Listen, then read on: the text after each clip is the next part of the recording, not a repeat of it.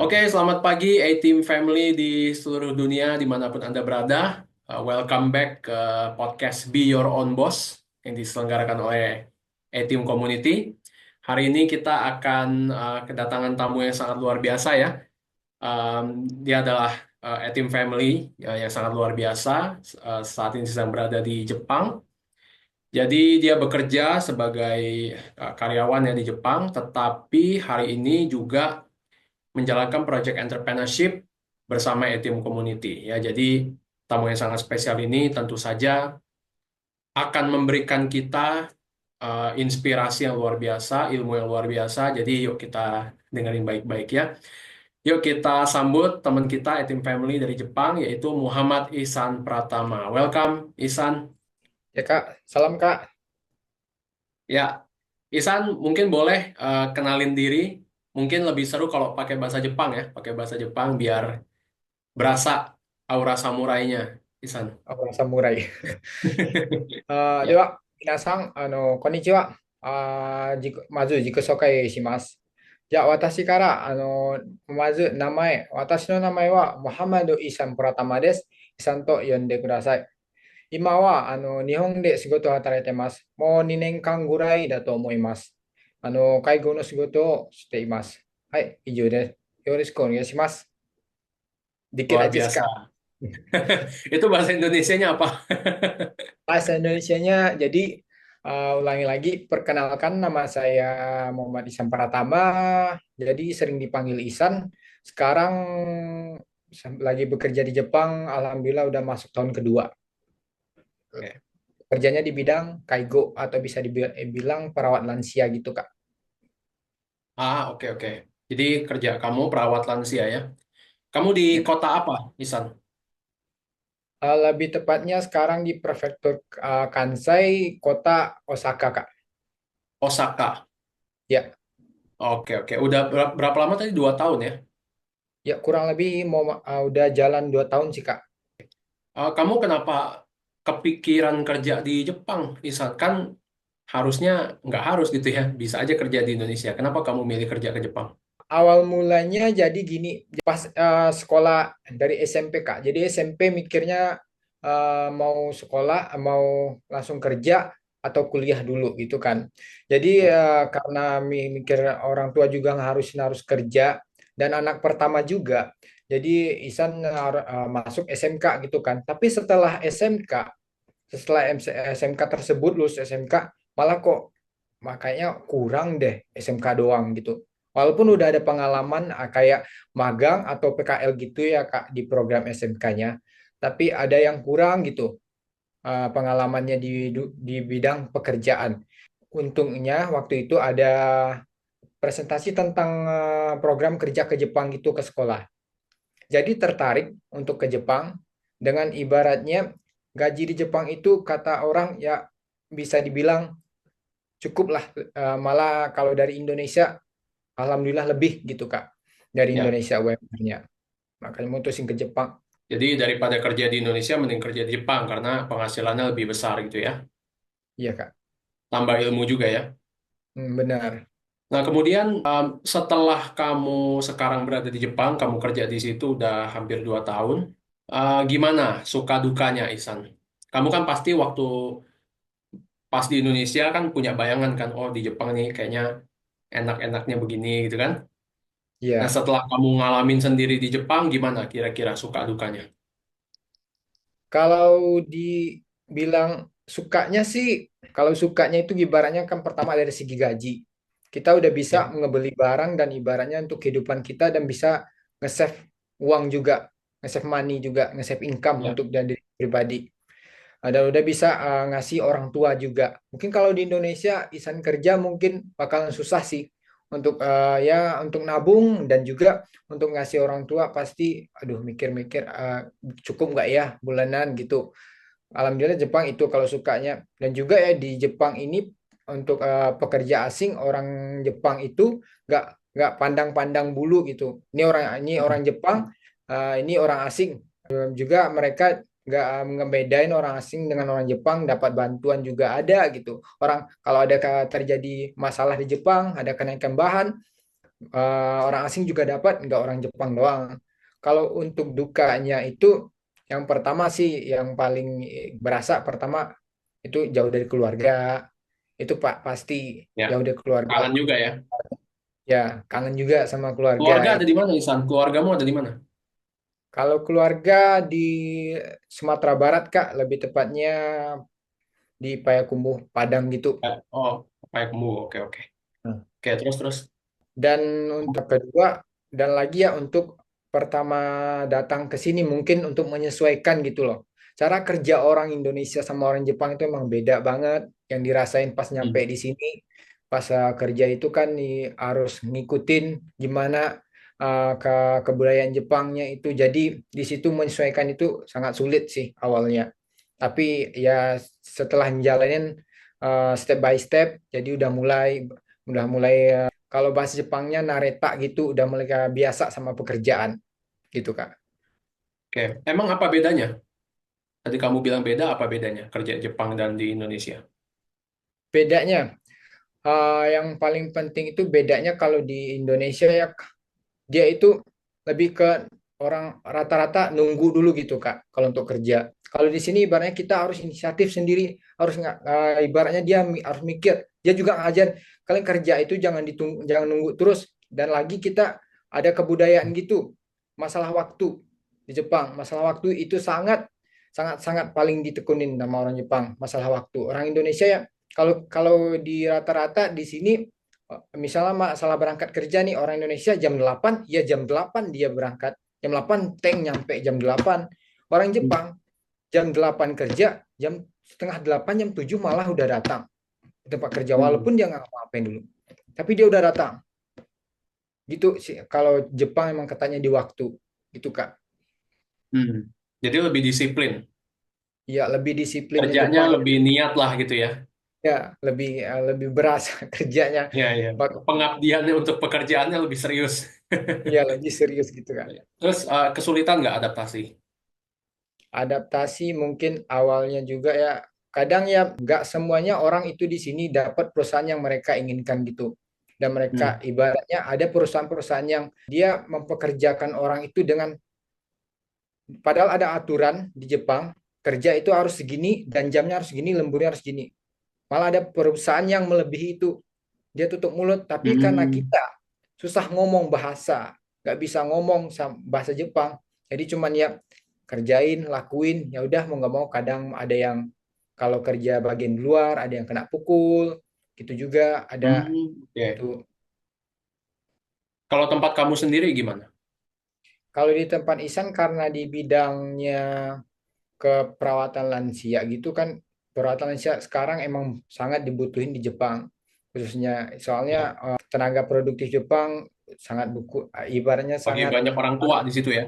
ya, lebih banyak orang tua Kak jadi Ya. sangat dibutuhin banget di bidang perawatan lansia dan rata-rata kalau di perawatan lansia orang Jepangnya lah pemerintahan pun juga banyak ngasih-ngasih tunjangan-tunjangan gitu kalau di perawatan Hmm. lansia ya pada beberapa kayak job-job di luar gitu kan kayak konstruksi atau bangun rumah gitu Kak itu Hmm. Oh, beda ada ya dengan orang Indonesia kerja bangun rumah tuh ada ya konstruksi ya. ada Kak ada Oh, oke, oke, oke. Itu berat loh, lebih berat ya. lebih berat mental mental yang harus disiapin lebih harus kuat gitu mentalnya Hmm. pertama sama omongan mereka dan mereka itu ya kerja cepat dan ngangkat berat itu Hmm. ya sanggup sanggup Ya, jangan ya, ya. jangan ngebayangin Jepang nggak cuman dengan semuanya perusahaan itu pakai alat gitu loh ada Oke. perusahaan yang nggak pakai alat jadi otomatis kita ngangkat semuanya sendiri Hmm. Tapi gitu Kak untung kamu bidangnya bukan di situ ya. ya emang dari awal sih emang nggak tertarik dan nggak minat awalnya kan kebanyakan orang ya Kak kalau yang Isan lihat rata-rata di sini itu datang apa aja pekerjaannya yang penting ke Jepang Hmm. tapi setelah nyampe Jepangnya sok lihat pekerjaan jadi kabur ilegal banyak Ah, banyak oke. Jadi sebenarnya nggak gampang juga ya. Planning juga mesti ada gitu ya ya. Kak Nah, terus kalau saya dengar sharing Ihsan tadi, ya sebenarnya kamu eh, kehidupan cukup nyaman ya sebenarnya, pekerjaan kamu cukup nyaman ya atau gimana? Kalau sejauh ini cukup nyaman sih Kak, Oke. ibarat katanya itu kita udah kerja ngejalanin ya cuman ya kerja 8 jam 7 jam. Kalau dibilang keperawatan itu rata-rata kerja sehari cuma 7 jam Kak. 7 jam, Oke. 7 jaman dan istirahat 1 jam, jadi 8 jam gitu sistemnya. Udah kerja ya palingan pulang ya pulang, nggak mungkin kerjaan lagi, udah kelar. Udah kelar semuanya. Beda lagi di Indonesia, ibaratnya kita harus kerja dan harus kadang uh, bos sering ngubungin, sering nanya, gimana ini harus ini, dan itu nggak dimasukin Hmm. lembur gitu. Nah, nah lalu kalau misalnya Ihsan kehidupan cukup oke, gaji juga cukup oke, kenapa Ihsan memutuskan untuk jadi entrepreneur?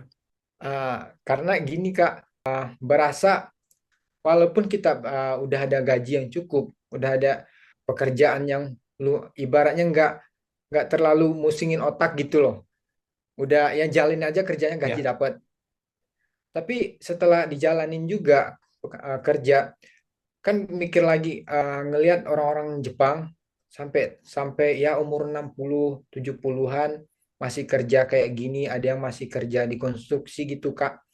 eh oh, Mikir lah kok dia masih kerja, katanya duit nggak ada, padahal Jepang kan ada itu, ada kayak tabungan masa tua gitu kayak PNS hmm, di kitanya, dia ada ya, tabungan masa tuanya, kok nggak cukup gitu sama dia. Mikir-mikir dan tanya-tanya. Dan ya itu karena kesalahannya dia sendiri, uangnya itu dikemanain itu semasa semasa bisa kerja, seharusnya uang itu bisa diputar di. Makanya hmm, saya ngelihat ya kenapa mau jadi entrepreneur. Ya sekarang itu Isan mikir nggak harus kerja selamanya sama orang gitu loh. Sama karena San juga orangnya tipikal yang nggak mau selamanya kerja sama orang. Selagi kita bisa bikin usaha, selagi kita bisa ngasilin dengan nggak kerja sama orang, dengan punya usaha sendiri, apa salahnya? Dengan usaha sendiri ngasilin untuk diri sendiri itu lebih semangat, dan karena ini duit untuk kita loh gitu. nah kemudian kan gini Ihsan, kamu kan udah ikut sesi Etim Entrepreneurship Program ya yang dibawakan oleh Etim Founder ya kan. Di situ kita belajar banyak hal ya. Salah satunya adalah waktu Etim Founder bilang kita perlu entrepreneurship demi masa depan kita, ya kan? Seperti tadi Ihsan juga bilang Ihsan nggak mau kerja sampai tua kan, gitu. Ya Kak. Entrepreneurship ini bisa memberikan kebebasan buat kita. Nah itu pendapat Ihsan tentang itu gimana? Kalau dari Isan Kak, setelah mendengar pendapat tersebut ya, entrepreneurship itu memang betul ibaratnya eh, jawaban dari apa yang Isan inginkan gitu loh. Oke. Kan kan Isan itu orangnya nggak mau kerja selamanya, dan ngelihat orang-orang Jepang di sini udah kerja sampai tua, bukannya malah mikir malah kasihan gitu, udah 60 70 masih bekerja, dan masih bekerjanya itu kan bekerja kasar gitu Kak. Ya, Pekerjaannya ibaratnya kalau di masa-masa itu seharusnya nggak, kita harus bisa menikmati hasilnya gitu. ya, Dan entrepreneurship menurut Isan itu dia memberikan kebebasan Kak untuk bisnis. Untuk kita memulainya bebas, itu nggak harus di umur berapapun. Dan entrepreneurship yang ditawan dari Etim ini itu emang ya dibimbing banget gitu langsung dengan Etim foundernya. Dan kita itu diajarin bahwa bekerja itu nggak harus sendiri. Kita itu ada tim, bangun tim, dan kalau kita ingin melaju lebih jauh tuh kita harus jalan barengan. Kalau ibaratnya pengen pengen cepat, emangnya sendiri. Tapi engan- kalau pengen perjalanannya lebih jauh, kita haruslah barengan sama tim. hmm, Kalau kita sendiri pasti ibaratnya kayak mikir, oh ini nggak bisa nih, ibaratnya nggak ada ketemu jalan keluar nih. Pasti mikirannya sendiri. Kalau di entrepreneurship program e-team itu kita emang difasilitasi dengan support sistem yang bagus, dan langsung seniornya ngebimbing gitu, nggak senior yang nggak satu senior doang, ada senior-senior yang lain yang bisa ngebimbing. Kalau senior yang satunya lagi sibuk, itu senior yang lain siap membackup. Ibaratnya kita nggak harus nunggu senior satu ini, misal Kak ini ada lagi ini ya, misalnya nggak bisa bisa bantuin ini nggak Kak, mau tanya nggak bisa ini, ada gitu Kak. Terus setelah kamu berada di E-Team selama beberapa waktu ini ya Ihsan, kamu berasa nggak ada pengembangan diri yang bagus gitu? Gimana Ihsan? Dari Kalau segi pengembangan pengembangan diri ya. Hmm. Ya, kalau pengembangan diri sejauh ini Isan masih muda nih Kak. Masih ibaratnya umur masih masih di orang bilang usia produktif lah untuk bekerja. Dan Ya. sekarang kan bekerja di Jepang cuman ya 8 jam dan setelah itu ngapain? Gunain waktunya untuk apa? Hmm. Ada semenjak join tim ibaratnya udah ada kesibukan lain, bahwa kesibukannya bukan kesibukan yang sekedar buang-buang waktu kayak orang hangout cuman liburan Hmm. liburan memang ya ada, harus harus pasti liburan itu pasti penting untuk kayak ngilangin stres, refresh diri juga. Tapi dengan ngejalanin tim dia bisa nyambilin nggak harus kita terfokus di satu itu aja. Ya. Waktunya itu fleksibel Kak. Hmm. Dan waktu Ihsan lebih ke isi produktif itu, nggak sekedar ibaratnya harus kayak item founder bilang, kita nggak pasti kebanyakan seumuran Ihsan yang Ihsan rasain juga sebelumnya, masih yang kalau lagi luang paling nge-scroll sosmed, Hmm. ya paling paling ngapain gitu, nggak tahu mau ngapain. Pasti rata-rata teman-teman di Jepang juga kadang pas nggak tahu waktunya mau ngapain. Misalnya kalau seandainya dia belajar bahasa Jepang nih, oke, belajar bahasa Jepang, ada kesibukan. Ada yang ibaratnya nggak bisa, harus fokus nih ke belajar bahasa Jepang, ya mungkin itu dimaklumi juga. Tapi ada juga yang belajar bahasa Jepangnya udah kelar nih, dia dia bingung, aduh harus harus ngapain lagi nih ya. Kadang mikir kegiatan produktif apa yang harus dilakuin gitu, dan nggak ada info, nggak ada ibaratnya orang bilang nggak ada masukan dari orang lain gitu Ya. Kak, harus ngapain. Jadi Ihsan berasa sekarang lebih produktif dan menggunakan waktunya untuk Ihsan juga, untuk ngasilin juga. Hmm. Itu Kak. Jadi waktu kosong begitu banyak daripada dipakai untuk nongkrong atau sosmed gitu ya. Ya, Lebih baik dipakai untuk belajar belajar entrepreneurship dan juga untuk sambil membangun aset juga ya, misalnya. ya Kak. Oke, oke, bagus, bagus, bagus.